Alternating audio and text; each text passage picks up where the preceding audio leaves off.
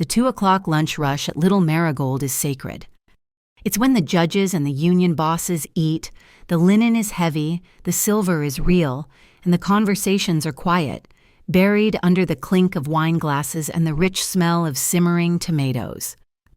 I sit at table 4, my back to the hand-plastered wall, sipping an espresso that's more tar than coffee. This restaurant in River West is my public face, my fortress, to the city. It's the best veal marsala south of Lincoln Park. To me, it's my office, my chapel, and my anchor. I'm Dominic Moretti, 40 years old, though most days I feel closer to 60. I run what's left of the organization my grandfather built, but I'm a new generation. I don't deal in the powders that hollow out neighborhoods.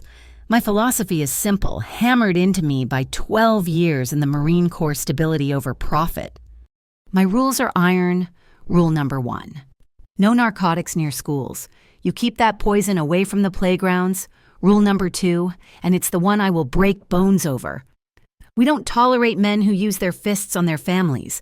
You raise a hand to your wife or your kid in my territory. You don't answer to the cops, you answer to me. I'm a widower. My wife, Maria, was killed 5 years ago. They called it a car accident and a brake failure on a clear day on Lakeshore Drive. I spent a decade learning how things break in the Corps. That wasn't an accident. That unresolved, frozen piece of anger sits in my chest every second of every day. This discipline, this structure, it's how I keep her memory clean. I'm scanning the dining room, but my mind is 3 miles away. At the port, I'm thinking about Jax Holloway. He used to be my logistics man. Smart, but with a corroded soul. Now he's got ambitions. He thinks my rules are soft. He thinks my refusal to flood the streets with poison is a weakness. He's trying to cut his own deal with the Delgado cartel, slithering in from the south. They're pushing a new kind of synthetic trash through the Calumet terminals, stuff that burns kids' brains out for pocket change. Jax is their ticket in, and I'm the lock on the door. I'm running a quiet war, cooperating with certain elements in the Chicago Police Department to keep the real animals off the street. We both want stability. Jax just wants to light the match and rule over the ashes. Grace Santoro, my manager, glides between tables, refilling a water glass, smiling. She's the heart of this place. Used to be a social worker in the toughest parts of the city. She knows the neighborhood, the families, the whispers. She's my conscience. That's when the heavy oak door bursts open. It's not the polite jingle of a customer. It's a crash, followed by the sound of the wind whistling in from the street. The entire dining room freezes. Forks stop halfway to mouths. Conversations die. A boy. He can't be more than 6 years old. He's standing there, gasping. Rain-soaked hair plastered to his forehead. His little blue jacket is drenched, dripping onto the antique rug. He's looking wildly around the room, his chest heaving, his eyes wide with a terror that doesn't belong in a place like this. And then he screams, not a whimper, a raw, lung-tearing scream that shatters the polite quiet. They're hurting my mom. Silence, thick, heavy, expensive silence. Every eye in the room, the judge at table 2, the union boss at the bar, my men standing guard is locked on this kid. He takes a staggering step forward. He doesn't know where he is, just that he's somewhere. I'd learn later that a neighbor, an old-timer whose mortgage I adjusted last winter, had told him about this place. The Marigold Kid, the old man had said. That's where they don't hurt women. All he knew was an address, a place of last resort. He's just a kid who, I would find out, loves to fold paper into birds. Right now, he's just a terrified kid who ran through a mile of cold Chicago rain. My gaze drops to his arm as he tries to wipe his face. Bruises. Not one, a collection. A faint, yellowish one. Days old, disappearing into his sleeve, and a raw, purple-blue one. Fresh, in the unmistakable shape of fingers gripped too tight around his wrist. My blood turns to ice. I stand up, slowly. The legs of my chair scrape the floor, the only sound in the room.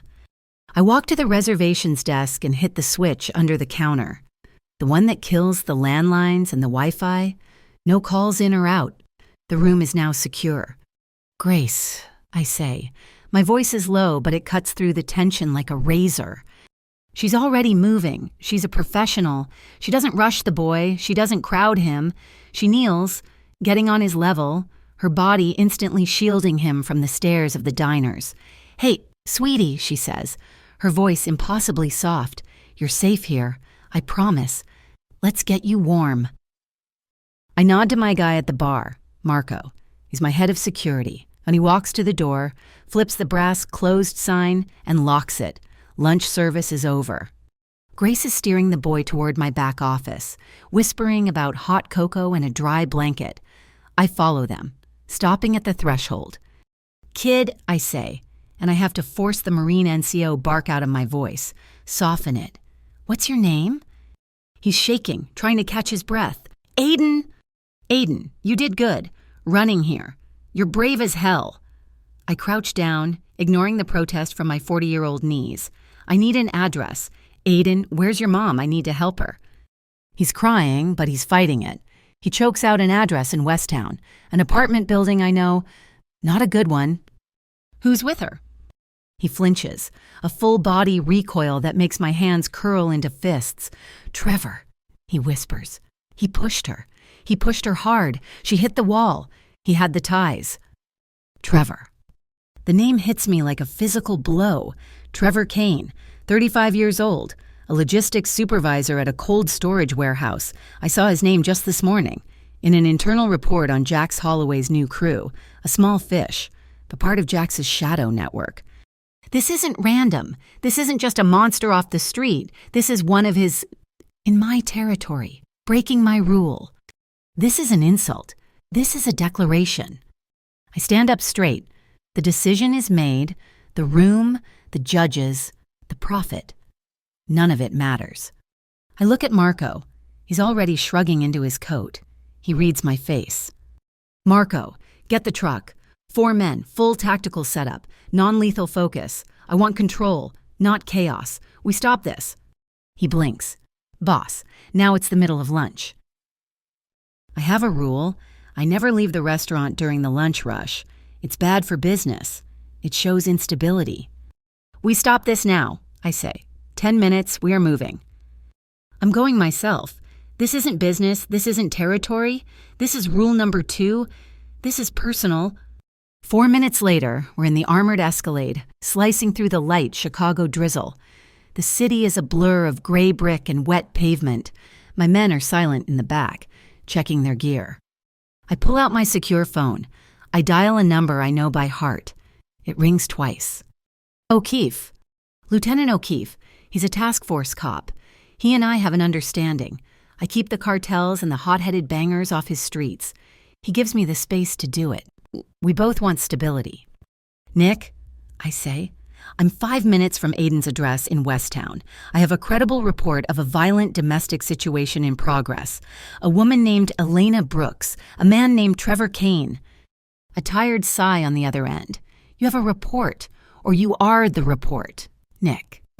A 6-year-old boy just ran into my restaurant screaming. "Lieutenant, he has fresh bruises on his arm. I'm requesting an immediate welfare check at that address. I'm going in to secure the victim. I'd appreciate it if your car arrived, say, 10 minutes after the situation is stable, to handle the paperwork. Make it legal." Another pause. O'Keefe knows what I'm offering. A clean collar for him, a clean neighborhood for me. God damn it, Moretti, don't make a mess. "No messes, just stop in the violence." I hang up. I tap the small device pinned to my lapel, under my tie, a body cam, high definition, always record. In the modern world, evidence is the only currency that lasts. It protects me, and it protects the victim.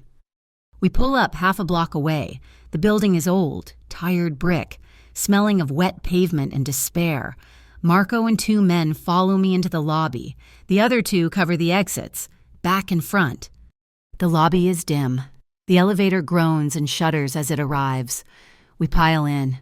The air is thick with the smell of bleach and old garbage. As we ascend, I hear a door slam shut on one of the floors below. Neighbors. They hear it. They always hear it. They just don't do anything. That's why I'm here. We get to the 5th floor, apartment 5B. I pull my personal phone. I dial Elena Brooks's number, which my office pulled from the file on Trevor. It's a long shot.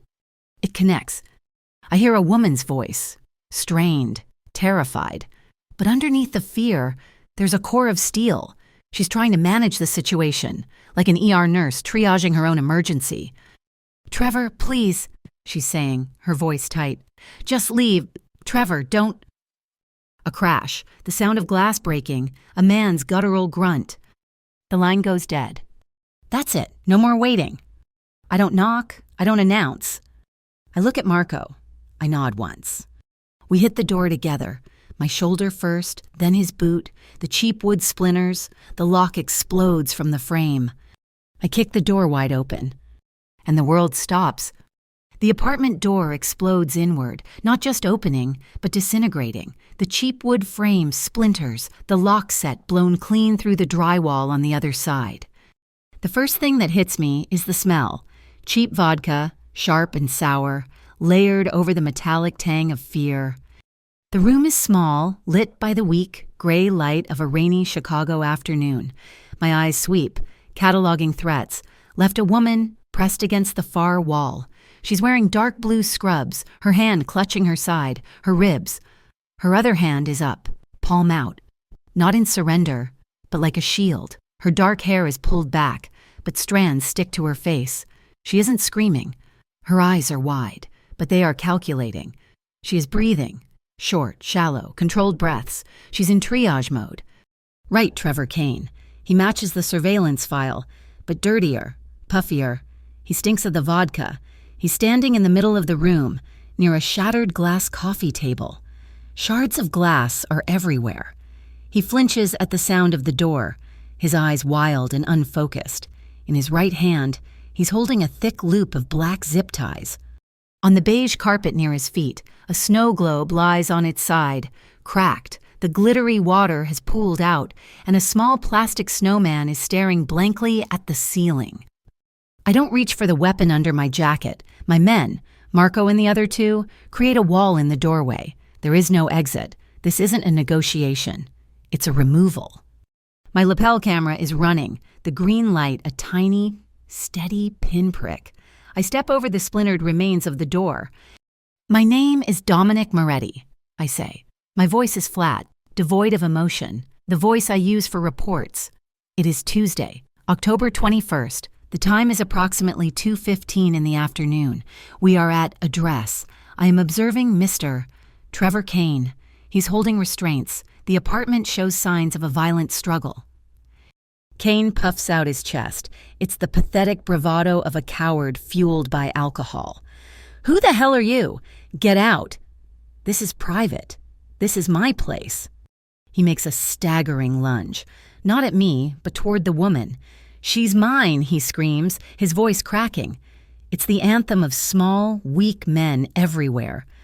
I don't rush. I simply move, intercepting his path. I'm 6 inches taller and 50 pounds heavier, and I plant myself between him and her. He stumbles to a halt, realizing he's just run into a brick wall. I look down at him. "No," I say, my voice dropping into a register that vibrates with controlled cold. "She's a person."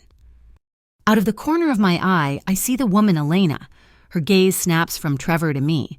It travels down my chest, pausing on my shirt cuff, where the small, hand-stitched gold marigold is barely visible. Her breath catches. She knows the logo, she knows the restaurant, and if she lives in Westtown, she knows rule number 2. Her expression doesn't soften. She doesn't relax. She's still a cornered animal, but the variables in the equation just changed. She's recalculating her odds. She is, I realize, incredibly smart, and she is not pleading. She is watching, waiting. Trevor, on the other hand, is a one-trick pony. He's cornered, and he's reaching for the biggest gun he thinks he has. "You don't know who you're messing with," he spits, vodka spray hitting my lapel. "I work for Jax Holloway. I'm going to call him, he'll end you. He runs this city now." I almost smile. He's invoking the name of the man who is actively trying to burn my world down. He thinks Jax is his shield. He doesn't realize he's just confirmed his own irrelevance. Jax, I ask, tilting my head. I take one slow step toward him. He tries to take a step back and stumbles on the leg of the broken table. You mean the Jax who's having a hard time moving his product out of the K-line storage unit on Cermak, or the one who just lost a driver at the Pulaski Bridge last night because his new partners don't trust him? The blood drains from Trevor's face. The drunken, blotchy red is replaced by a pasty, sick white. That isn't street gossip. That is internal. Operational intelligence. In 2 sentences, I've just told him that his protector, Jax, is compromised, that I know his weaknesses, and that he, Trevor, is absolutely nothing. The zip ties fall from his limp hand, scattering on the carpet. That's the signal. Marco moves. He doesn't hit. He doesn't strike. He flows. It's the non-lethal control technique I drilled into them. One hand seizes the shoulder, the other, the elbow. A pivot, a twist, and a drop. Trevor is on his face before he can even grunt, his arm bent at an angle that screams for mercy but breaks nothing. A knee sinks into his kidneys, pinning him to the floor. It is over in less than 2 seconds. Clear, Marco grunts. He's pulling Trevor's hands behind his back and securing them. I don't look at Trevor again. He's trash. He's been contained. I turn my full attention to Elena. My voice remains formal. The camera is still recording. This footage is for her, not for me. Ma'am, are you injured? She pushes herself off the wall, and a sharp, involuntary hiss of pain escapes her lips. She brings her hand to her side. My ribs. He threw me against the bookshelf. My name is Dominic Moretti. I repeat for the record. My camera is documenting this. This footage will be provided to you, and only you, to be used as you see fit. It is evidence for a protective order. Should you choose to file one? Do I have your permission to document your injuries and the room? She looks at me, those sharp, intelligent eyes processing. She's an ER nurse. I'd learn. She understands evidence. She nods. Once. Yes. Please point to where you are injured. She indicates her ribs and then, reluctantly, turns her head. A dark, ugly bruise is already forming on her jawline. He hit me. Noted. I walk slowly around the room, my body moving, but my gaze fixed on her. I am capturing the scene, but I am speaking to her. Marco, secure the prisoner. Lieutenant O'Keefe's unit will be here in 5 minutes to take custody. He's to be processed for aggravated assault and battery. Do not speak to him. He does not speak to you. I turn back to Elena. Your son, Aiden, he's safe. He's downstairs. My restaurant manager is with him. Let's get you out of this apartment. I shrug off my suit jacket. It's a $5,000 tailored piece. I drape it over her shoulders. She shivers, but doesn't resist. The fabric hangs off her small frame. We ride the rattling, bleach-scented elevator down in absolute silence. When the doors grind open on the lobby, Grace is standing there. She's holding Aiden's small hand. The boy is wrapped in a dry blanket from my restaurant. Mommy. The word is a detonation in the quiet lobby. Aiden rips his hand free from Grace's and launches himself across the tiled floor, slamming into Elena's legs. He buries his face into her scrub pants, his small body shaking with sobs. A raw, broken sound escapes Elena's throat, half pain from her ribs, half agony. She sinks to her knees, ignoring the pull on her cracked ribs, and envelops him. Her arms lock around him, pulling him so tightly it looks like she's trying to absorb him back into her. I'm okay, baby, she whispers, her voice thick, rocking him. I'm okay. You were so brave. You were so brave. My brave boy. I turn my back. I give them the moment. I look out the glass door at the gray rain. O'Keefe's cruiser is rolling up. Lights off. Professional. I step outside into the drizzle and meet him. He's all yours. Lieutenant. 5th floor. My man is with him. O'Keefe just looks at me, his face tired. You're a real pain in my ass, Moretti. I'm keeping the neighborhood quiet, just like we agreed. I say, this one was a domestic, got violent, kid ran for help. We stopped it before it became a homicide. You get a clean collar. He sighs. Just go. Get your people out of here before the press arrives. I nod. I gesture to Grace, who gently guides Elena and Aiden, still clinging to each other, into the back of my armored Escalade. I get in the passenger seat. Where are we going?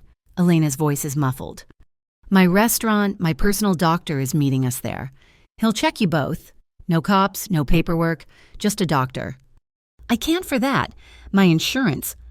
You don't need insurance, I say, looking straight ahead as the truck pulls away. You're under my roof. There's no cost.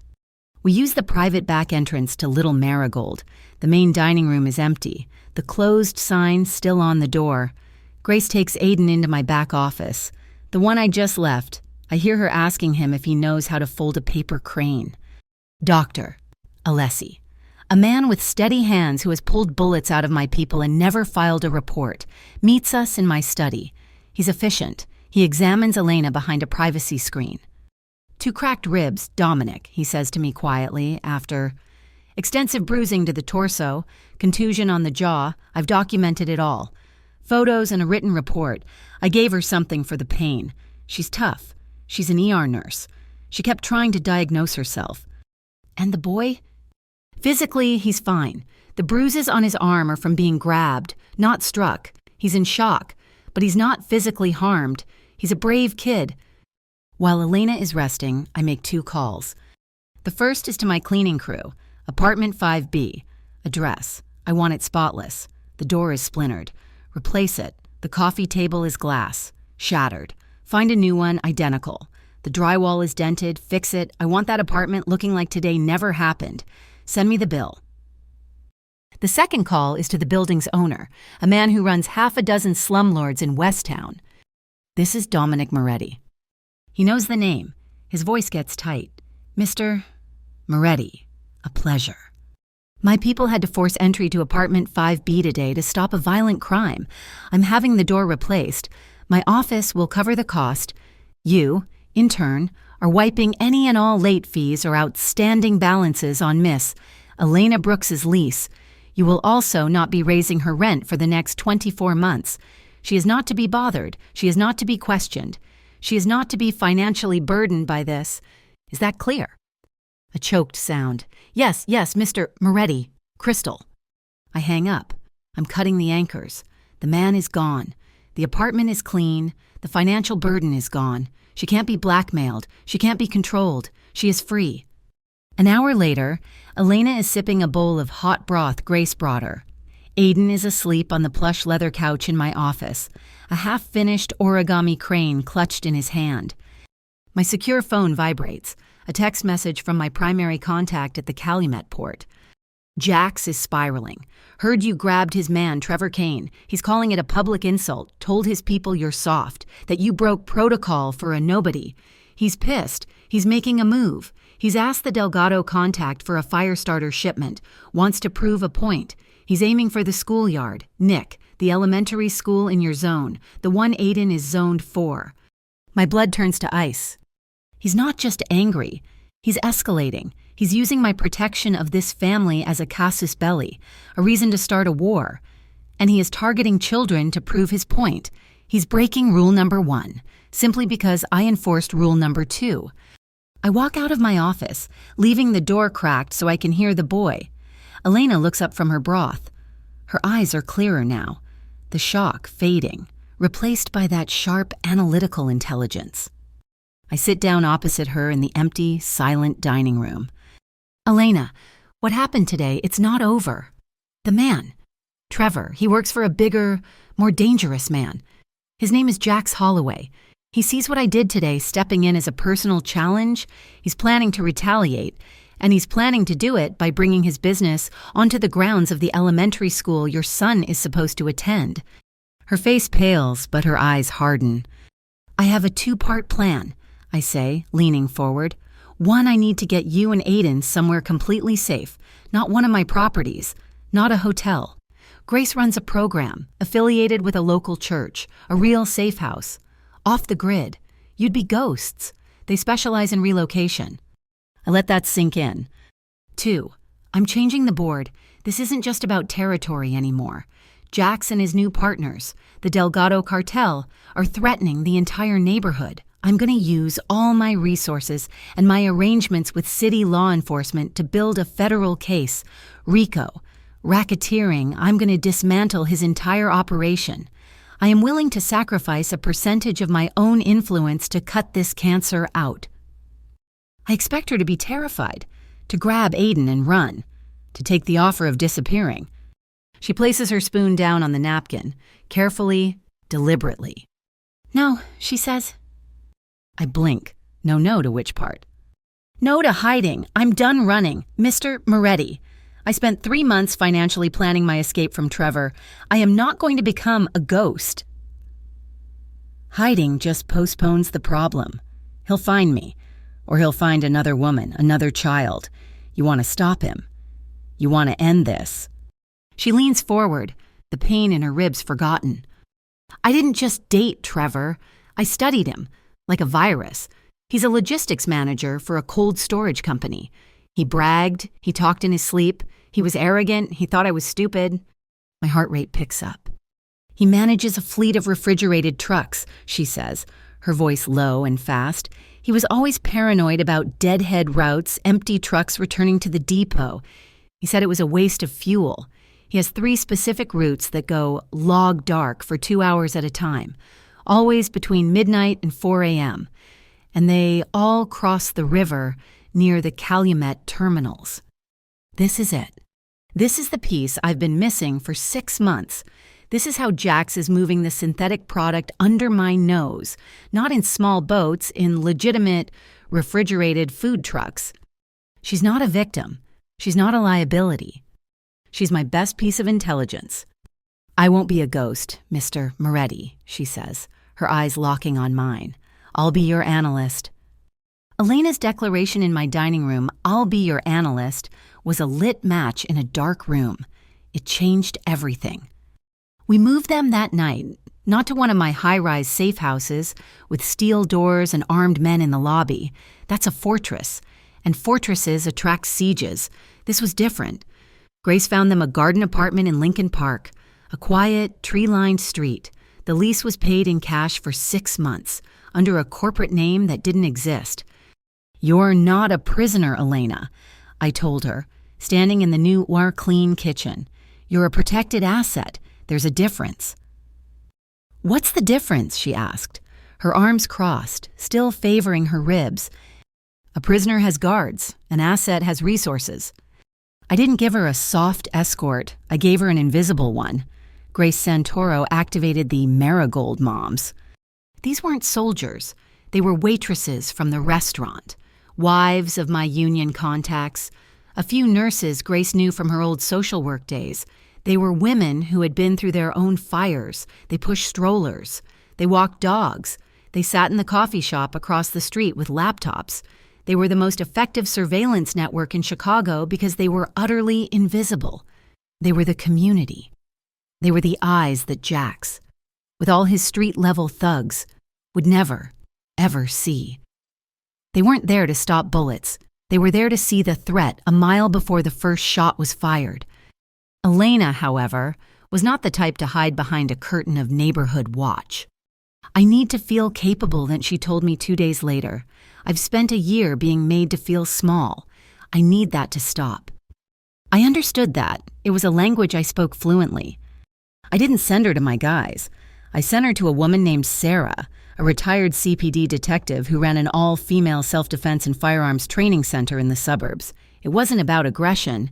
It was about control. When I went to check on her progress the following week, I stood behind the one-way glass watching. She was on the line, wearing eye and ear protection, her stance solid. She wasn't just pulling a trigger. She was breathing. Inhale, extend, sight picture, exhale, squeeze. It was methodical, clinical.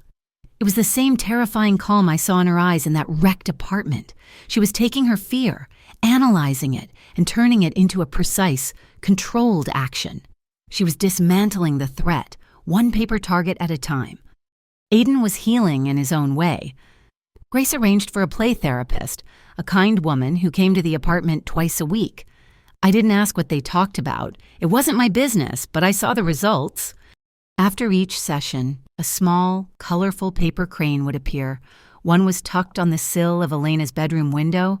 Another was left by the coffee pot. They were tiny, meticulous, silent declarations. I'm still here. I'm okay. He was folding his trauma into something structured, something beautiful. He was taking the chaos and giving it edges, a shape. The piece lasted for 4 days. Marco requested a private meeting. He came to my office at the Marigold, closing the door quietly. He placed a small plastic bag on my desk.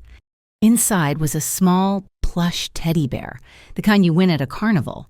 It was missing an eye, and next to it was a small, black plastic disc, the size of a quarter, with a tiny circuit board. "Oh, it was stitched inside the lining," Marco said, his voice a low growl. "I did a full sweep of the new apartment, like you asked. Everything was clean. Then I checked their belongings. This bear, Aiden, was clutching it when he ran into the restaurant." My blood ran cold. Trevor. He put a tracker on his own girlfriend's son.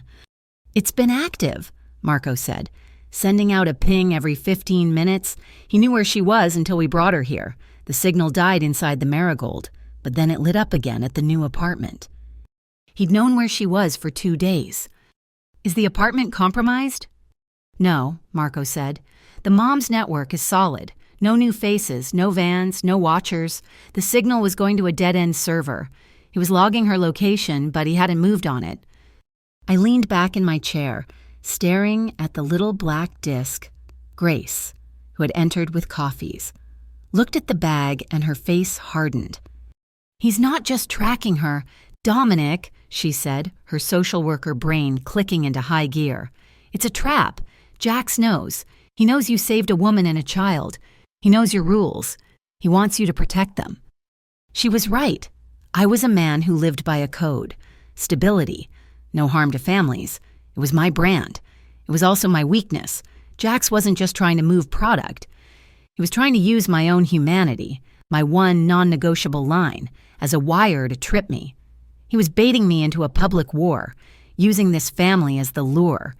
He wanted to prove to the city that my rules were a liability, that my softness would get people hurt. "He's trying to make an example of them," I said. "Then we make an example of him first," Grace replied. That night, I called a family meeting. Not the union bosses, my people, my captains, my enforcers, my logistics managers, 20 of my most trusted men, gathered in the private dining room of the Marigold after hours. They stood, quiet, respectful. These were men who understood the old ways. "Things are changing." I started walking the length of the table. "Our business has been about stability, about keeping the peace so that the neighborhood can prosper. But a new element has come in. Jax Holloway and his cartel partners, they don't want peace. They want to burn the playground, and they don't care who gets hurt." I paused, looking each man in the eye. "So, today, we are adding a new rule. It's not a suggestion. It's a law. I call it the green rule because it's a go order, and it's permanent." I leaned on the table. My grandfather had his rules. My father had his. This one is mine. Any man affiliated with our organization, any man taking my money, who is found to be involved in family harm, who raises a hand to a woman or a child is out, not transferred, not warned, out permanently. Your money is cut. Your protection is gone. You are on your own. No exceptions. No appeals. The room was dead silent. "That's bullshit, Nick." The voice came from the end of the table. Tony Sledge Gallo. He'd been with my father, an old school learner, all fists and no finesse. "What's bullshit, Tony?" I asked, my voice dangerously quiet. We're this. We're not social workers," he sneered. "What a man does in his own home is his own business. You start pulling on that thread. Where does it stop? You've gone soft. Nick. Ever since Maria." He shouldn't have said her name. I didn't raise my voice. I didn't move. Marco stepped behind Tony. "Tony," I said, "you're out." Tony's face went purple. "What, you can't? I've been with this family for 30 years. You can't just kick me out over some rule." He stood up, knocking his chair over. He was a big man. He was used to inspiring fear. "I just did," I said. "The rule applies starting right now. Give Marco your patch." He looked at me, then at Marco, then back at me. He saw the ice in my eyes. He saw that this was not a debate. This was a sentence. His reputation, his income, his identity all gone. In 10 seconds. He ripped the small, embroidered patch from the inside of his jacket, threw it on the table, and spat. "You're destroying this family. Nick, you're not your father." "You're right," I said, as Marco escorted him to the back door. "I'm not." I turned back to the remaining 19 men. Anyone else? Silence. The message was sent. The new order was established. When I got back to my office, Elena was waiting. She had her laptop. The war room was now officially open. "I found it." She said she hadn't slept. She had that high-strung caffeine and adrenaline energy of a surgeon in a 12-hour shift. "I cross-referenced," she said, turning the laptop. "I took my ER admission data for the last 6 months, specifically spikes in overdose cases from new synthetics. They weren't random. They happened in clusters. First Westtown, then Pilsen, then Bridgeport. She had created a map. On one layer, the overdose spikes. On another, she had plotted the log-dark truck routes Trevor had bragged about. They were a perfect match. "He's not just moving it," she whispered, her finger tracing a red line on the screen. "He's supplying it. The trucks make their drops, and within 48 hours, my ER fills up." My gut tightened. "Can you predict the next one?" "I already have," she said. "The route. The overdose spike, the pattern is every 10 days. The next drop is this Monday, and Nick." She zoomed in on the map. The red line, the truck's final stop, was a nondescript warehouse. "This is the warehouse," she said. "And this," she pointed to a blue dot 200 yards away. "This is the primary bus stop for Aiden's new elementary school. The drop happens at 7:30 a.m., the same time the kids are lining up." He was going to do it. Jax was going to flood the school zone. The next morning, I met O'Keefe in a diner. Booth in the back, I slid a file across the table. "Anonymous tip," I said before he could ask. "My source says a major shipment of synthetic product from the Delgado cartel is being delivered at this warehouse. Monday, 7:30 a.m. O'Keefe opened the file. His eyes went wide. "This is specific. Nick, routes, times, truck IDs. Where did you get this?" "I have a new analyst," I said, sipping my coffee. "Source is non-negotiable. They are not part of this. They are a ghost. You use this information, you make the bust, you get the headlines, but the source stays mine. The source stays clean. You're asking me to stage a federal-level drug bust based on a ghost. I'm asking you to be at that warehouse on Monday morning, or I will handle it myself. And you know you don't want my version. My version is messier." He stared at me for a long time. "God damn it, Moretti, 7:30. He closed the file. "Keep your ghost."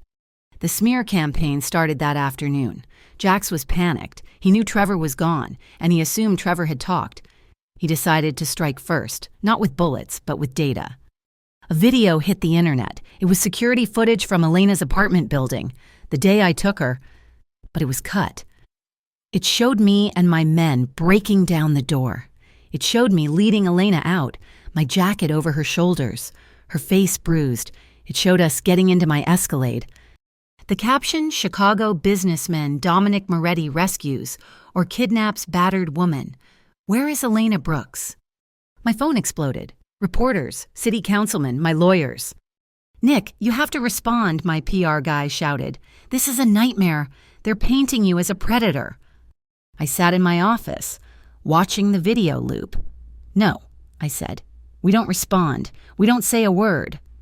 They'll destroy you." "Noise," I said. "It's just noise. In America, the person who tells the best story wins, but the person who has the evidence wins the war.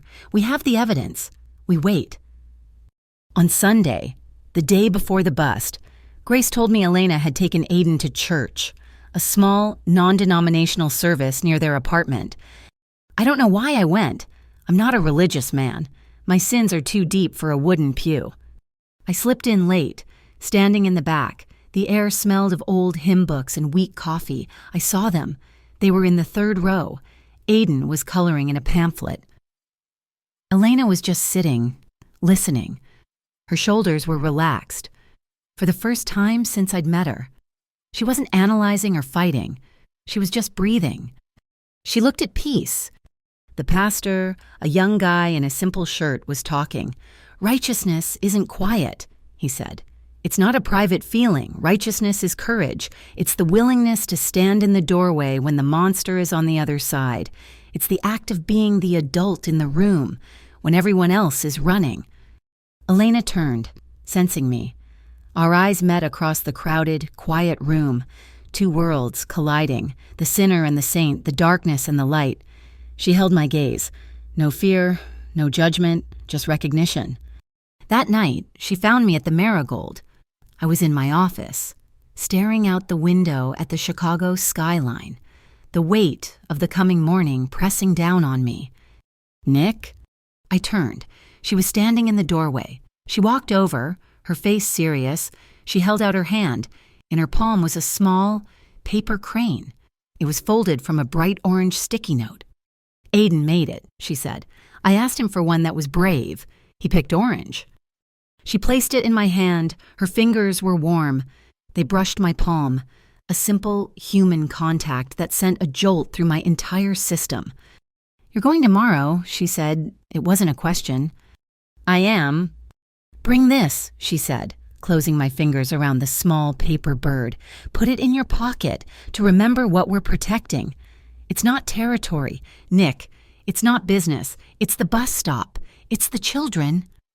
I looked down at the fragile paper crane. It was so small, so insignificant, and yet it was the heaviest thing I'd ever held. She left. I stood there for a long time, the paper crane in my hand, looking out at the city. The lights of the skyscrapers blurred. I understood. This wasn't a fight. It wasn't a war with Jax. It wasn't about my family's legacy or my rules or even my wife's memory. This was a redefinition. For 20 years, I had run this city with a simple philosophy: stability. I was the rock. I kept the chaos out, but I was wrong. I wasn't the rock. I was just another shadow. I slid the orange crane into my breast pocket, right over my heart. Tomorrow, for the first time in my life, I was going to be the light. 7:17 in the morning, Monday.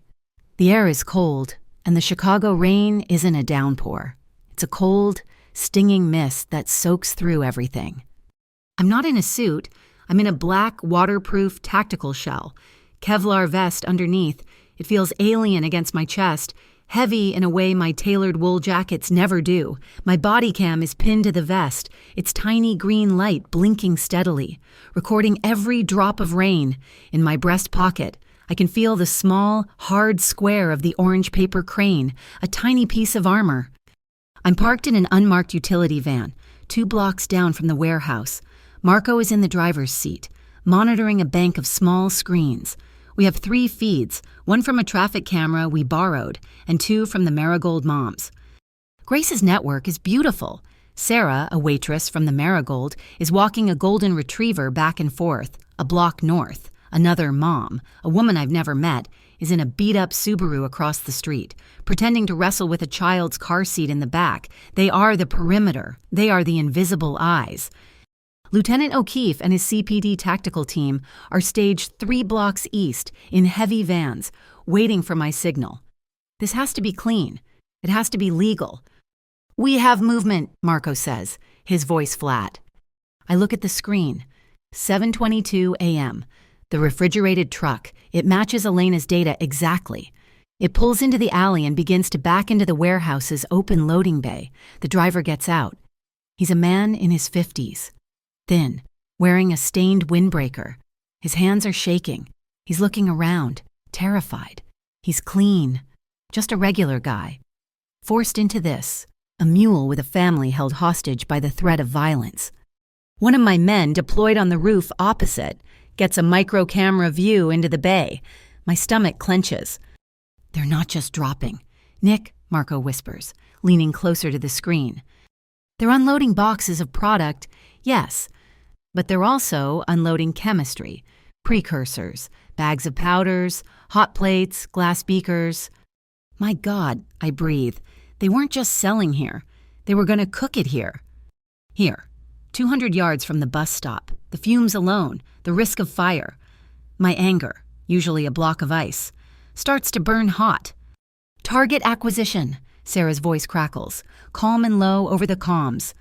A black Mercedes G-Wagon, obnoxious and loud, pulls onto the street. It parks directly in front of the warehouse. Jax Holloway gets out of the passenger side. He's wearing a hoodie that probably cost $2,000. He's trying to look like a king. 4 of his men, his private muscle, pile out after him. They are armed, and they aren't trying to hide it. 7:28 a.m. The first yellow school bus of the day rounds the corner, pulling up to the bus stop. Jax is scanning the street. He's arrogant, but he's not stupid. He's paranoid. His eyes sweep past the Subaru. Then they lock onto Sarah and her dog. She's just standing there, letting the dog sniff a hydrant. She's not on a phone. She's not looking at him. She reaches down and scratches the dog's ear. Once, twice. It's the signal. Target is visible and on foot. Jax sees it. He sees the discipline in her movement. He knows she isn't a random civilian. A slow, ugly smile spreads across his face. He pulls his weapon from the waistband of his jeans. He starts walking toward her. "Hey," he yells. "You with the dog. Who the hell do you work for?" This is it. The line. He's threatening a civilian. He's doing it in front of the school bus. "Go!" I hiss into my comms. I switch channels. "O'Keefe, go, go, go. We have a visible threat on a civilian move."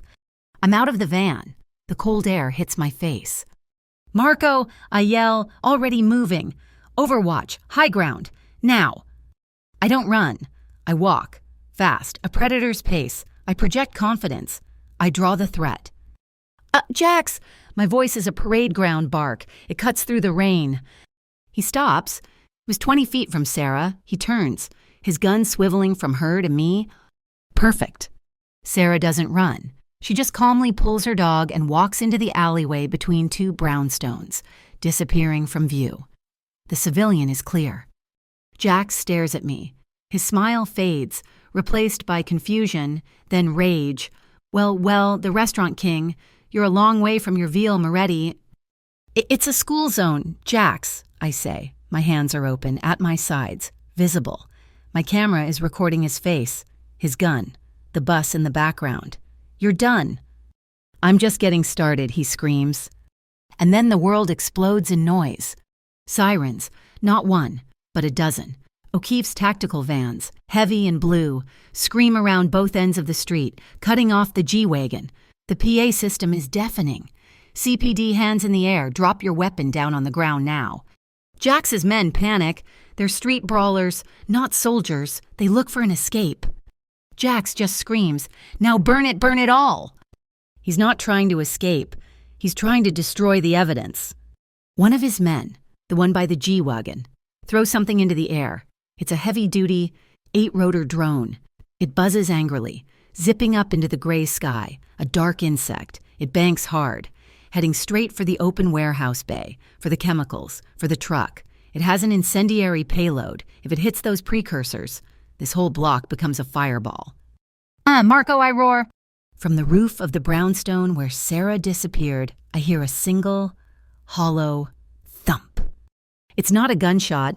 It's a compressed air launcher, a non-lethal beanbag round, traveling at 300 feet per second, hits the drone mid-air. The drone explodes in a cloud of black plastic and shattered circuits, crashing harmlessly to the wet pavement. Marco, a perfect surgical shot. O'Keefe's team is on them. It's not a firefight, it's a takedown. They use tasers, shields, and overwhelming force. Jax's men go down one by one. The arrest is clean. It's all by the book. I'm moving toward Jax, who is being wrestled to the ground. Then I see him. In the chaos, a figure darts out from behind the G-Wagon. A rat. Oh, he's wearing a cheap windbreaker. He's running, low and fast. It's Trevor Kane. Jax must have bailed him out, made him his gopher. And now the rat is trying to escape a new trap. He's clutching something in his hand. A phone. He must have swiped it from Jax's console as the bust went down. He's running, but he's not running away from the cops. He's running toward the other end of the street, toward the bus stop, toward the kids. No, I break into a full sprint. My men are containing Jax. O'Keefe's men are securing the truck. He's going to slip through, and then she's there. Elena? She steps out from behind the concrete bus stop shelter. My heart stops. What the hell is she doing here?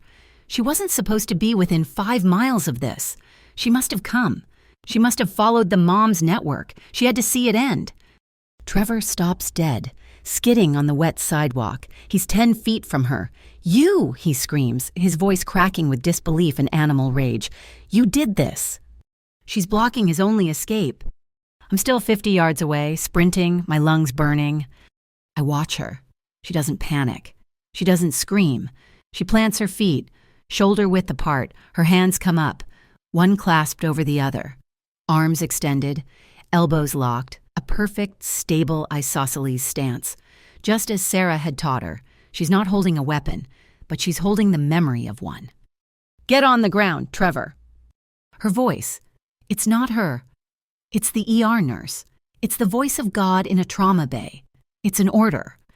Trevor is not a thinker. He's a reactor. He sees her, the woman who defied him, the source of all his problems. He raises his arm. He's holding a heavy steel tire iron, probably from the G-Wagon. He lunges. He's going to kill her. I'm not going to make it. She doesn't flinch. She doesn't retreat. As he lunges, she moves, not back, but forward into the attack. She pivots on her left foot and delivers a brutal, clinical, driving kick to the side of his right knee. I hear the pop from 10 feet away. His leg hyperextends. It buckles. He screams, a high, thin sound. As he stumbles, I arrive. I hit him like a freight train. We both go down, skidding across the wet pavement. I don't give him a second. I am a whirlwind of controlled violence. I lock his wrist, twisting it until the tire iron clatters on the concrete. I pin his other arm with my knee in his spine. It's over. The phone, it flew from his hand, skidding across the ground, stopping right at Elena's feet. I look up at her. She's shaking. The adrenaline dump is hitting her, hard. Her hands are trembling. But she's standing. Good stance. I pant, my chest heaving. The phone screen is lit up. It's open, an encrypted messaging app. The contact name is Delgado Logistics, and below it, a file name, interstate_manifest_Kalchai debt. This is it. This is the whole network. This is the federal case. This is RICO. O'Keefe's men are on us now. They haul Trevor up, screaming and clutching his ruined knee. I pick up the phone. I walk back to Jax. He's on his knees, hands cuffed behind his back. He's laughing, a wet, broken, bubbling laugh. You think you won. Moretti, he spits, rain and saliva running down his chin. You think you're smart. You're nothing. I own one of your people. I have a man. Right on your payroll, he's been feeding me every single thing. This ain't over. O'Keefe, standing beside me, looks at me. That one seed of doubt, the one thing that can poison this whole operation. My secure phone buzzes in my pocket. A call from Grace. I answer it, and I put it on speaker. Just for the record, Nick. Grace's voice comes through, as calm as if she were ordering wine for table 4. The man on your payroll Jax is referring to is named Anthony. He's been feeding Jax our internal memos for 3 weeks. Anthony, however, is a digital identity I created in my office, and the memos he's been feeding Jax were dummy reports, designed by me, to lead Jax's security away from this very location. She pauses. We didn't just plug the leak, Nick. We built the leak. Counterintelligence, my God, Grace. Jax's laughter dies. It just stops. His face goes slack. The blood drains from it. He's beaten. He's not just arrested. He's been outsmarted by a social worker. I look at O'Keefe. I nod at Jax. He's all yours, Lieutenant. O'Keefe nods, his face grim. He pulls out his card. Jax Holloway. You are under arrest for conspiracy to distribute a controlled substance, illegal weapons possession. I turn to walk away. Chicago doesn't need a new king. Jax, I say, loud enough for O'Keefe's body cam to pick it up. It just needs the kids to get to school safe. A choked, wet sound. I turn back. It's Trevor. He's being held by 2 uniformed cops, but he's convulsing, his head snapping back and forth. Elena reacts before I do. She's on him in a second, pushing the cops aside. He's trying to bite his tongue. He's trying to check out, open his mouth, tilt his head. He'll aspirate. The cops are frozen, confused. Elena doesn't wait. She shoves her fingers hard into the hinges of his jaw, digging into the nerves. It's a pain compliance move, and it's brutally effective. His mouth snaps open with a gag. Get me a bite block. A wallet, anything now. One of the cops, rattled, shoves a rolled-up piece of gauze into his mouth. Trevor glares at her, his eyes full of animal hate, blood and saliva bubbling at his lips. Elena leans in, her face inches from his, her voice a cold whisper of clinical steel. You don't get to do this. You don't get the easy way out. You are going to stay alive, and you are going to testify. She kept him alive, not for him, for the case, for the end of it. I stand there, watching her. She's covered in rain, shaking, but she's a pillar of iron. The sirens are deafening now. The press is arriving. The show is over. I walk back to my Escalade, parked a block away. The adrenaline is fading, leaving the familiar cold ache in my joints. I did it. We did it. I reach into my breast pocket, needing to feel the fragile paper. It's gone. My stomach drops. Must have fallen out in the tackle. I look up at my windshield. The wipers are struggling against the rain. And there, stuck to the glass, right in my line of sight, is a small, wet, bright orange paper crane. It must have fallen out, and the wind and rain plastered it to the glass. I reach out and gently, with 2 fingers, pick it up. The paper is soaked, fragile, but it held its shape. It held. The win at the warehouse was clean. It was surgical, but it wasn't the end of the war. It was just the end of the battle. Jax Holloway was a street-level infection. The Delgado cartel was the plague. The high from the bust lasted exactly 12 hours. I was in my office at the Marigold, drinking coffee that tasted like battery acid, when my secure phone rang. It was O'Keefe. Nick, we have a problem, a big one. The cartel didn't send a hitman. They didn't send a threat. They sent a statement. A 1998 sedan was parked half on, half off the curb on Taylor Street, in the heart of Little Italy, my grandfather's neighborhood, my neighborhood. It's full, O'Keefe said, his voice tight. Fertilizer and diesel. The bomb squad says the timer was set for 8 p.m., right in the middle of the dinner rush. We got lucky. An old lady reported it because it was blocking a hydrant. They hadn't just tried to kill people. They had tried to kill my history. They were telling me, we can touch you anywhere. We can burn your home. We can erase your legacy. The old me, the man who inherited this organization, would have responded with fire. I would have sent Marco and his men out to hunt. I would have put a head on a spike. But I was the man with an orange paper crane in his pocket. Jax had started this war with a video, trying to smear me in the shadows. I was going to end it in the light. Grace, I said, calling her into my office, I want a press conference. Tomorrow, noon, on the steps of the church in Lincoln Park. The church. This isn't my territory, I said. It's community ground. I want the pastor who spoke last Sunday. I want the head of the Chicago Teachers Union. And I want the lead counsel from the women's shelter you work with. We're changing the story. The next day, the media was a circus. They smelled blood.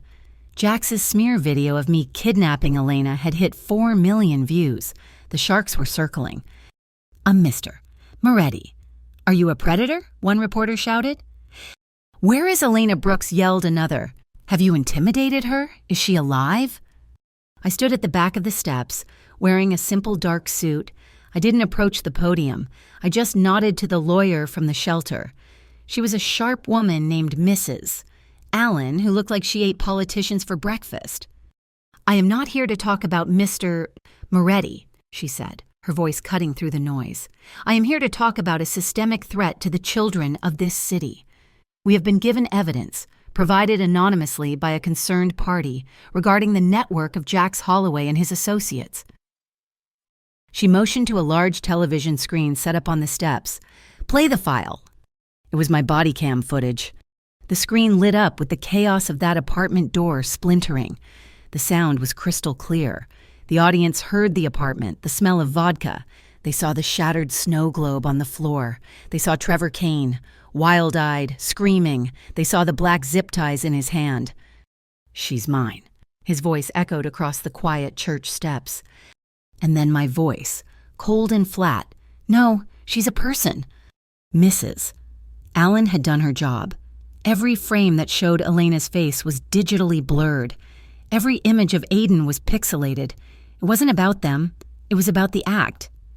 The reporters were silent. "Mrs. Allen stepped back to the mic. "The press has been asking if this woman was kidnapped.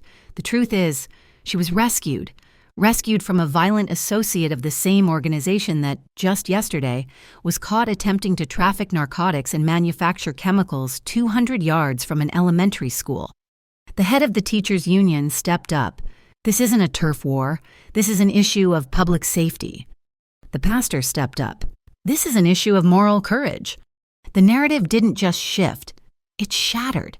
In 10 minutes, I wasn't a mafia boss in a turf war. I was the man who stopped the monster. Jax Holloway wasn't a rival. He was a child endangerment threat. The press conference put the political and public pressure on, but the cartel didn't read the newspapers. They read the evidence list, and they knew the phone we'd recovered from Trevor Jax's phone was a ticking clock. They tried to clean up their mess. They sent 2 mobile hit squads, not local muscle, professionals. Their job: find and eliminate anyone connected to the bust. That meant O'Keefe. That meant That meant me.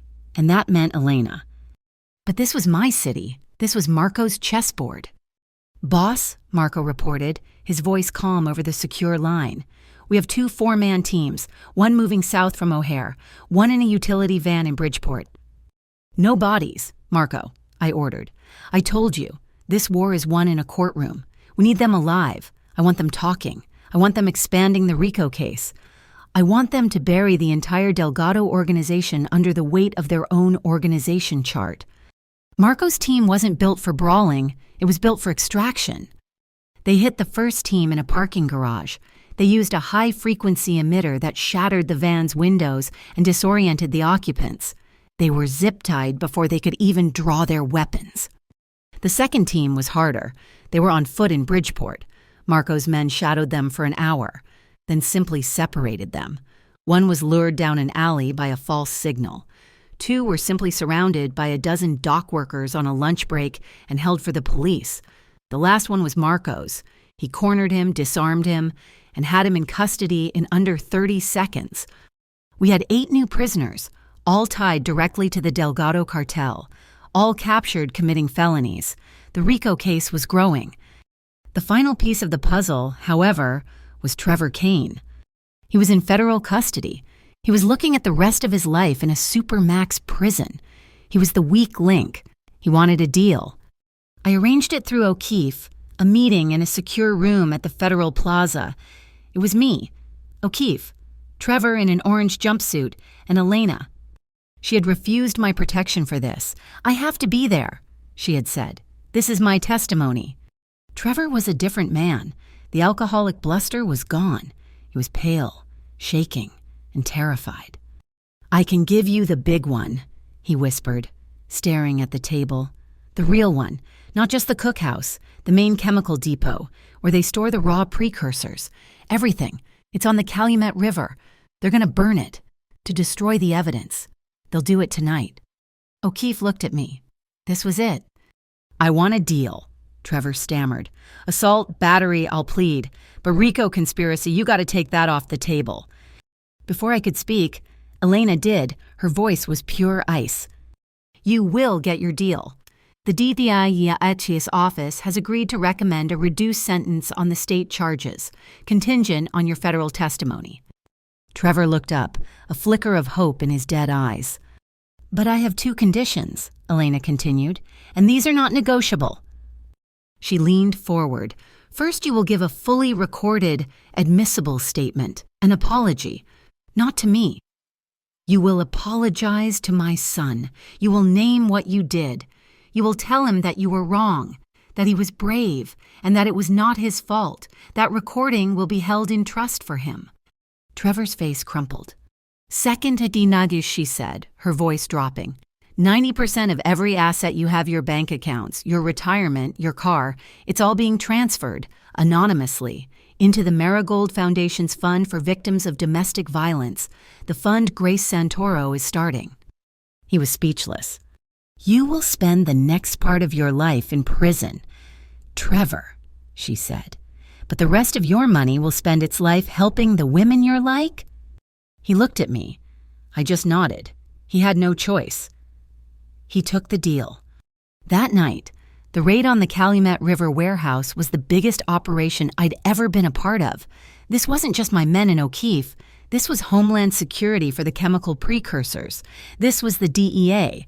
This was the Chicago Fire Department's Hazmat Division. Elena was there. She was officially attached to the CFD's Paramedic Command Unit as a registered nurse observer. She wasn't a victim. She was part of the team.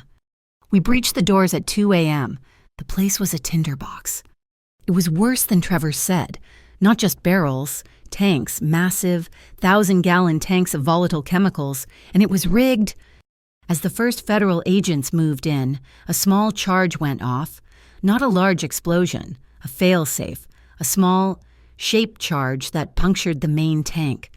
It was a spill. A thick, oily chemical began pouring across the concrete floor. The alarms blared, high and deafening. Spill, spill. We have a breach. Then, the call I dreaded. The wind has shifted. The wind from Lake Michigan, usually our friend, was now blowing inland. It was blowing the toxic, flammable fumes back from the river toward the rest of the industrial park. One spark, one hot engine, and the entire district would go up. Men were shouting. 2 federal agents, caught in the first cloud of fumes, went down, clutching their chests. Elena was moving before they hit the ground. She was masked, pulling a medical kit. She didn't hesitate. She ran into the hot zone, dragging one agent while another helped her with the second. She was on them, jabbing them with atropine injectors, saving their lives. She was in her element, a whirlwind of controlled, life-saving motion. Marco, seeing the CFD hazmat team, was overwhelmed, got on his radio. He wasn't calling his men. He was calling the dockworkers' union, his volunteer fire department, men trained for chemical spills. Within 3 minutes, a dozen men arrived, suited up, and began laying down containment foam. I saw the real problem. The chemical spill was flowing, following the groove in the concrete, heading directly for a massive electrical substation that powered the cranes. If it hit that, it would ignite. I need that forklift now, I yelled at a terrified warehouse worker. I grabbed a hazmat suit from the fire truck, pulling it on over my clothes. Get me a helmet. I jumped into the yellow forklift. I'm a Marine. I ran logistics at ports. I know heavy machinery. I slammed the machine into gear, drove it across the yard, and hooked the forks under a massive 1-ton concrete traffic barrier. Clear the path, I roared. I drove the forklift at full speed. The engine screaming. The fumes were so thick I could barely see. I drove it straight toward the leaking tank. I got between the spill and the substation, with a roar of metal. I tilted the forks and slammed the massive concrete barrier down, right into the path of the spill, blocking the leak, diverting it. It wasn't pretty. It was brute force, but it held. The flow was stemmed. Just as the barrier settled, my secure phone vibrated in my pocket, inside the suit. I fumbled for it. A text from O'Keefe, who was in the command center. Tampa, they got him. I stared at the screen. Data from the Jack's phone, it was perfect. They tracked his offshore accounts. They arrested Delgado at his vacation home in Tampa. It's over, Nick. The whole organization, it's over. Hours later, the sun was just starting to tint the sky gray. The rain had finally stopped. The air smelled like chemicals and wet concrete. Elena and I were on the roof of the Marigold. We were wrapped in thick wool blankets, sipping coffee Grace had forced on us. The media was going insane, hailing the miracle at the port, praising the anonymous tip that had led to the arrest of the cartel kingpin in Florida. We just stared at the Chicago skyline. My hands ached, my lungs burned. "Oh, we weren't heroes down there, Elena," I said, my voice hoarse. She looked at me. Her face was smudged with soot, her hair plastered to her head. "We were just adults," I said, "in the room, like the pastor said." She took a slow sip of her coffee. "Adults have the right to dream for the kids. Nick, that's what we did. We gave them a safe city to dream in." The air between us was electric. It was more than adrenaline. It was respect. It was a shared survival. I wanted to close the small distance between us. I wanted to feel that strength, to offer my own. But I couldn't. The whole city was watching. Jax's smear campaign had, ironically, made me a public figure.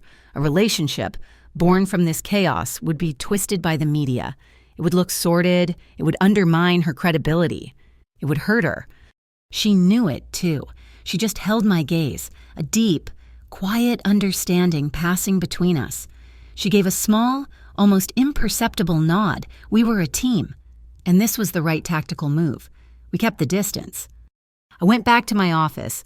The wet, ruined, bright orange paper crane was on my desk, a casualty of the warehouse, and on the windowsill, catching the first clean, hopeful rays of the morning sun, was a new one. It was folded from a crisp, white piece of paper. Aiden, he was safe. He was healing. He was still building. The fire on the Calumet River burned away the last of the old world. The aftermath wasn't loud. It was quiet. It was filings, depositions, and the slow, grinding work of consequences. Jax Holloway, the man who wanted to be king, was now federal defendant 774B, the RICO case, built on the data from his phone, expanded by the testimony of the 8 captured Delgado operators, was a fortress of evidence. He faced a mandatory minimum of 30 years. He would never see a Chicago street again. Then there was Trevor Kane. I didn't go to his sentencing. I had no interest in seeing him. But O'Keefe, who was there, told me about it later over coffee. Elena was there. She had waived her right to anonymity. She stood not 10 feet from him. She read her victim impact statement. O'Keefe said her voice never broke, not once. She didn't yell. She didn't cry. She spoke with the cool, clinical precision of the ER nurse she was. She talked about the cost of fear. She talked about a child learning to equate a slammed door with terror. She talked about the theft of safety and how it was a wound deeper than any cracked rib. Then, she did something O'Keefe had never seen in 20 years on the job. She advocated for the mandatory behavioral therapy program that was part of the plea deal. She told the judge, "Prison will contain him, but only treatment will stop him from being him." He took the deal, 12 years in a state facility, contingent on completing the intensive therapy program. And, as Elena had demanded, every asset in his name, every dollar in his accounts was liquidated and signed over, anonymously, to a new beneficiary. With the infection cut out, the work of rebuilding began. My work. I called a meeting, not of my captains. I didn't have those anymore. I called my operations managers. I held it in the main kitchen of the Marigold, the smell of baking bread and simmering stock in the air. "The Moretti organization is finished," I told them, my voice echoing off the stainless steel. "My father's business, my grandfather's business, it's done. I'm moving into legitimate logistics, full-time. We're dissolving the old contracts." I shut down the gray areas, the high-stakes card games that brought in a steady, untracked flow of cash, the protection rackets that were just extortion with a polite face, all of it gone. I took the capital and I did exactly what I said I would. I bought a refrigerated transport fleet. We moved produce from California, pharmaceuticals from the East Coast. We are a legitimate, tax-paying, cold storage logistics company. The profits from the first quarter didn't go into my pocket. They went straight into a development fund. We broke ground on 2 projects, an urban farm cooperative in Westtown, and a vocational training center for ex-convicts.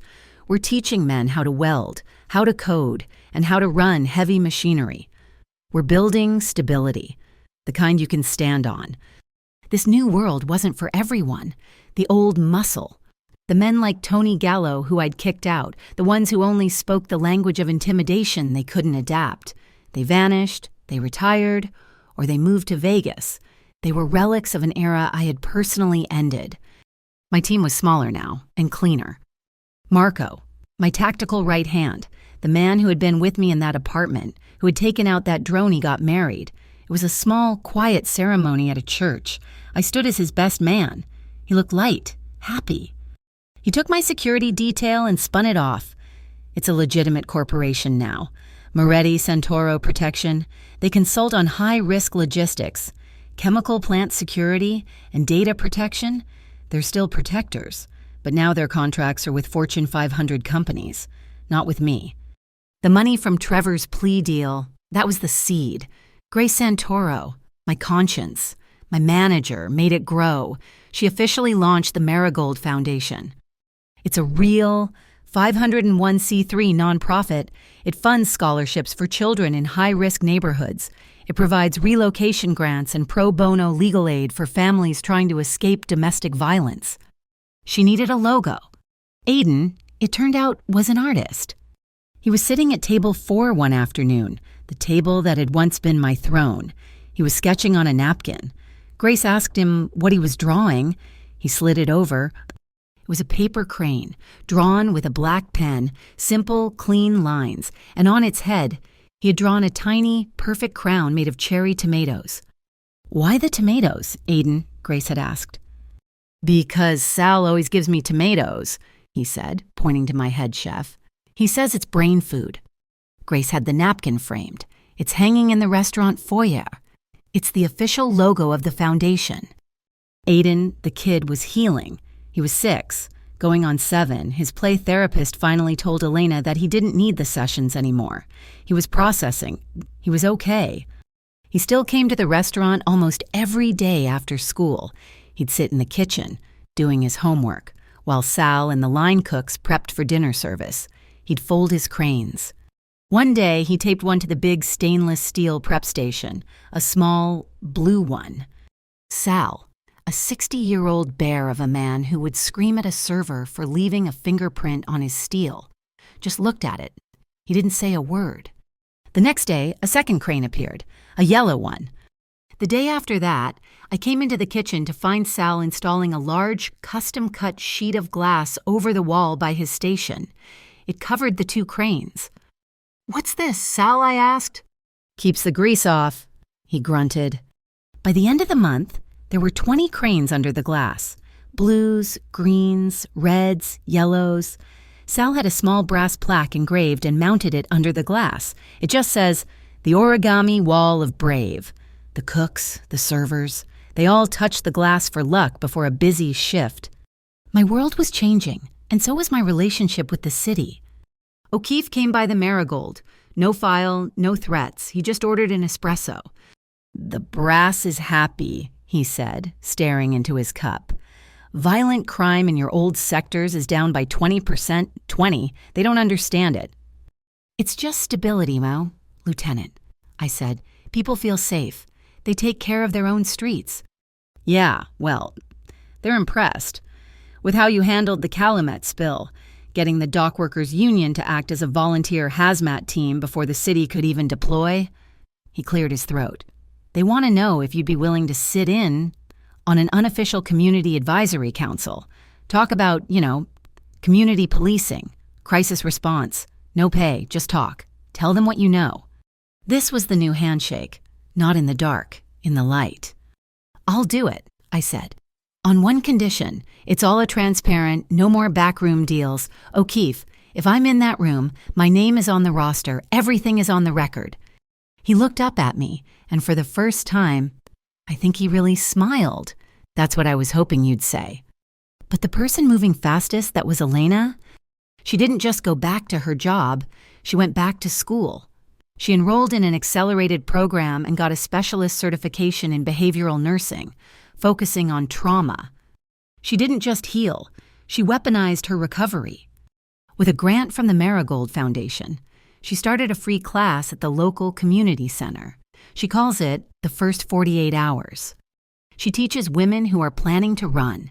She teaches them how to run, how to document injuries for a legal case, how to create a digital escape plan, wiping their trackers, their phones, their social media, how to secure their finances, how to file for an emergency protective order. She was doing what I did for her, but she was teaching them to do it for themselves. She was building an army. I kept my promise. My company paid for the repairs to her old apartment, the new door, the new table, the plastered wall. I had it professionally cleaned. I met her there, and I handed her the new set of keys. I'd had other plans. I'd hoped she might let me move her to a high-rise condo I owned, to the guest house on my estate, somewhere safe, somewhere I could ensure her protection.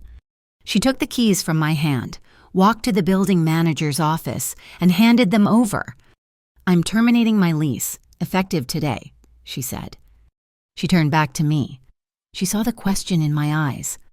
"I'm not your responsibility, Nick," she said, her voice gentle but firm. She found her own place, a 2-bedroom apartment 3 blocks from Aiden's elementary school, in the same neighborhood. She didn't run. She didn't let me hide her. She stayed. She put down roots, right where the lightning had struck. The street felt the change. The rumors about me were flying. The soft dawn. They called me. The restaurant boss. They said I'd lost my teeth. But a funny thing happened. The neighborhood got quieter. The low-level predators, the ones who fed on the weak, they disappeared. The community didn't need my protection anymore. They were protecting themselves. Grace's Marigold Moms Network had become the new neighborhood watch. When there was a problem, they didn't call me. They called Grace. They handled it. I was less visible than I had ever been. I barely left the restaurant, but my influence, it was in the vocational school. It was in the scholarships. It was in the quiet, safe streets. It was past midnight. The restaurant was dark. The kitchen was quiet. I was in my office, finishing the payroll for the new transport company. A soft knock. Elena stood in the doorway. She was still in her blue ER scrubs, her hair pulled back in a messy ponytail. She looked flattened, the bone-deep exhaustion of a 12-hour trauma shift. "Long one," she murmured, not moving from the doorframe. "Just needed to see a friendly face." I stood up. The lake wind was howling against the glass, a high, lonely sound. It was a cold night. I walked to the antique coat rack by the door. I took down my own coat, heavy, black wool, built for Chicago winters. I walked over to her. She didn't move. I draped it over her shoulders. It was the same gesture I'd made in her ruined apartment, but then it was an act of protection, a shield. Now it was just warmth. She didn't pull away. She sank into the heavy wool, pulling the lapels closed, burying her face for a second in the collar. "The wind off the lake is cold tonight. Elena," I said. She looked up at me. Her eyes were tired, but they were clear. "It's a good coat. Nick," she whispered. It is." We just stood there in the quiet office. The city was asleep. The wars were over. It was all so simple and so damn deep. It's Saturday morning, November. The air has that sharp, clean bite of impending winter. I'm standing in the back of a school gymnasium, a place I feel more alien than I ever did in a war zone. The room smells like floor wax, cheap pizza, and hundreds of kids. It's the fall festival for Aiden's elementary school. I'm here, but I'm not here. I'm in the shadows, leaning against the wall by the exit, my arms crossed. I don't belong. I am the man from the dark, and this place is all noise and bright. Primary colors. Parents are clustered, holding phones, smiling. I am an island. Then the lights go down, and the stage lights, 2 big spotlights, come up. Aiden's class is putting on a play. The banner above the stage, painted by a 7-year-old, reads "The Caring City." Aiden walks out. He's not a terrified kid in a rain-soaked jacket. He's confident. He's wearing a ridiculous, oversized blue t-shirt that says, "The River." He's the narrator.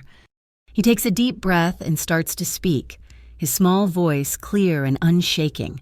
He tells a simple story about a lost bird played by a girl with a yellow feather boa who is helped by different parts of the city, the buildings, the park, the people. In the second row, I see Elena. She's not watching the stage. She's watching her son. Her phone up, recording. The look on her face, it's not just pride. It's a kind of profound, exhausted peace. She has brought him back from the brink. She has saved him.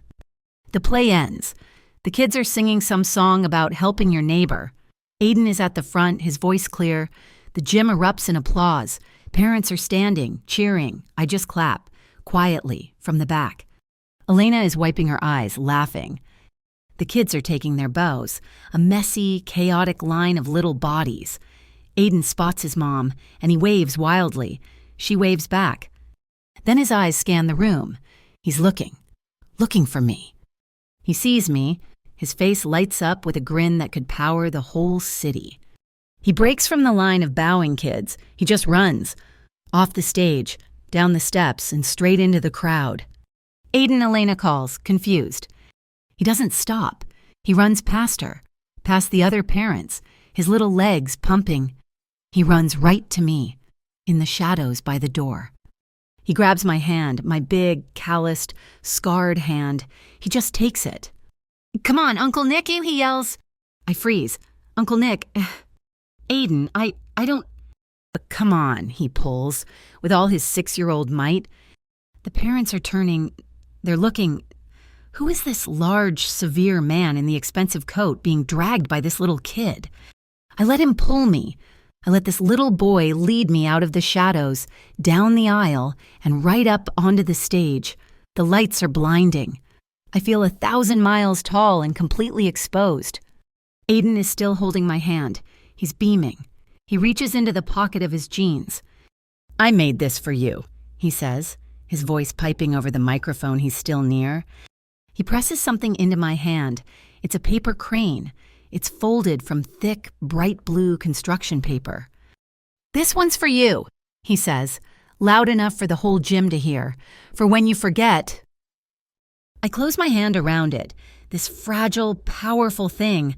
I look at this kid who ran into my restaurant and changed my entire world.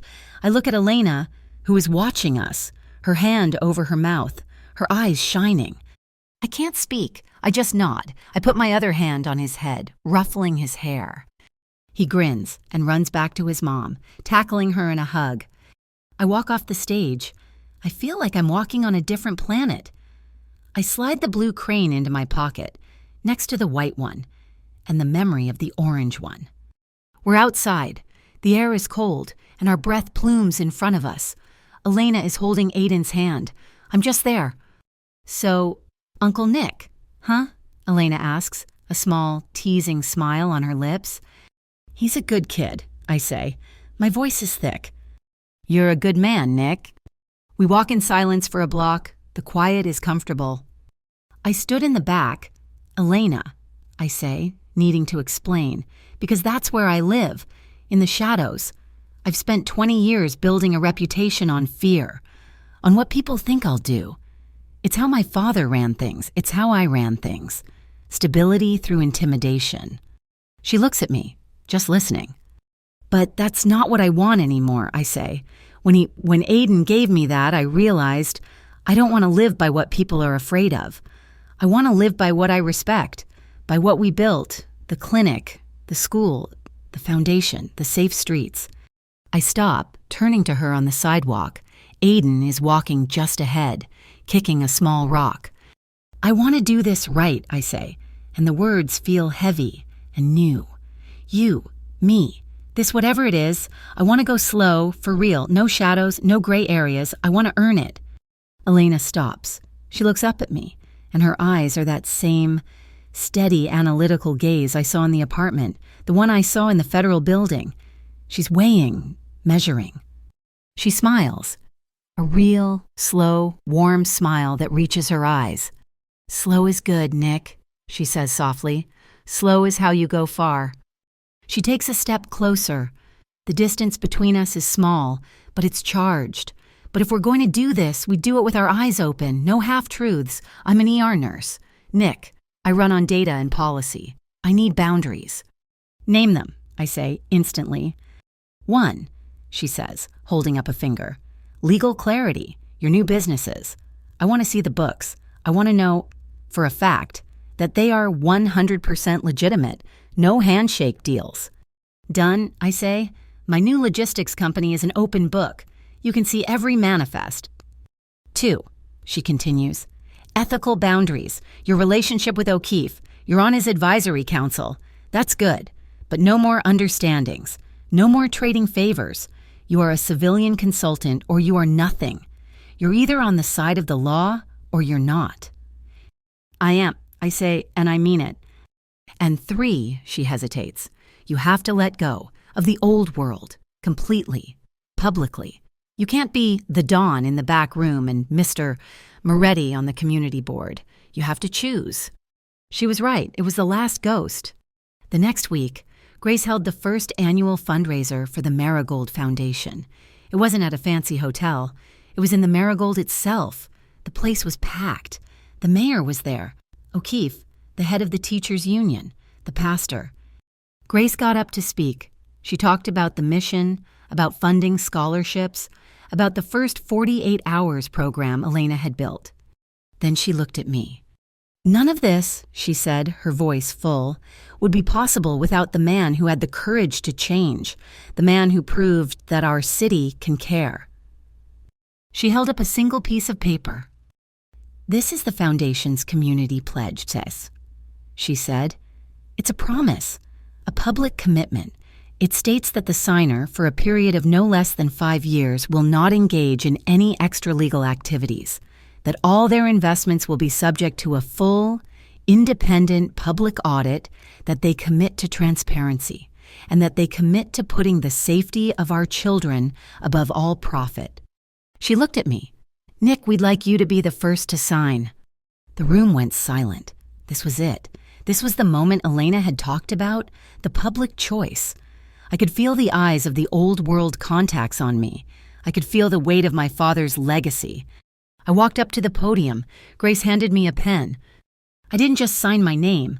I felt like I was writing a new one. I pushed the pen hard into the paper. Dominic Moretti. The room had exploded. Not just applause, cheering. O'Keefe was clapping. The pastor was clapping. Elena was in the back, by the bar, watching me. She wasn't clapping, she was just smiling. That night, after the fundraiser, the restaurant was quiet. It was just us, me, Elena, Aiden, who had fallen asleep on the plush booth at table 4, Grace, counting donation checks in my office. We had dinner. Sal made pasta by hand, a simple, fresh tomato sauce, the kind my grandmother used to make. We didn't talk about the raid. We didn't talk about Trevor, or Jax, or the cartel. We talked about Aiden's spelling test. We talked about Elena's plan to expand her program. We talked about the new community garden we were breaking ground on, behind the vocational school. It was normal. It was the most wonderfully, beautifully normal meal I have had in my entire adult life. Later, Elena was bundling a sleepy Aiden into his coat. I walked them to the front door of the Marigold. I pushed the heavy oak door open, and I stopped. It was snowing. Not a hard, angry, wind-driven snow, but a soft, slow, quiet fall of perfect fat flakes, the first snow of the season. They were drifting down in the yellow light of the street lamps, coating Taylor Street in a clean, white blanket. I stepped out onto the porch. Under the awning, I held out my hand, palm up. I watched a single, perfect snowflake land on my skin and melt. Across the street, in the window of the little antique shop, was a display, and in the middle of it, under a small spotlight, was a snow globe. It wasn't the one from Elena's apartment. It wasn't a memory of a broken life. It was a new one. It was a tiny, perfect replica of the Chicago skyline. Elena came out, zipping up Aiden's jacket. She saw what I was looking at. "It's beautiful," she whispered. "I used to think they were prisons," I said, my voice low, trapping a moment, but I was wrong. I looked at her. They're just glass, and when it breaks, you can get a new one." She stood there, looking up at me. The snow was catching in her dark hair. Tiny diamonds. "Go on," my little voice said. Aiden, he was awake. He was grinning at us from under his hood. Elena rolled her eyes at him, but she was blushing. I took a step closer to her. I put one hand on the side of her face, my thumb brushing the cheek that had been bruised. She leaned into my touch. This wasn't fire. This wasn't passion. This was arrival. I leaned down and I kissed her. It was slow. It was gentle. It was hesitant, and then it was sure. It wasn't the kiss of a boss. It was the kiss of a man who was finally, completely free. It tasted like cold air and coffee and home. She kissed me back, her hand coming up to rest on my chest, right over the pocket with the blue crane. We broke apart. We just looked at each other, breathing in the cold, clean air. "I saw that," Aiden giggled from the doorway. Elena laughed, a real, bright, happy sound that echoed on the quiet street. "You were supposed to be asleep." "Come on," I said, putting my arm around her. I pulled her into my side, her head resting on my shoulder. I looked out at the city, my city. The camera of my mind pulled back, away from the porch, away from the man, the woman, and the child. It floated past the front window of the Marigold, past the small brass plaque. Inside, under the warm, yellow kitchen lights, the origami wall of Brave was covered in 100 paper cranes, a mosaic of hope, standing guard. Outside, the snow fell, covering the tracks of the old world, making everything new. And the city was quiet. It was, for the first time, at peace. It was a city that knew how to care.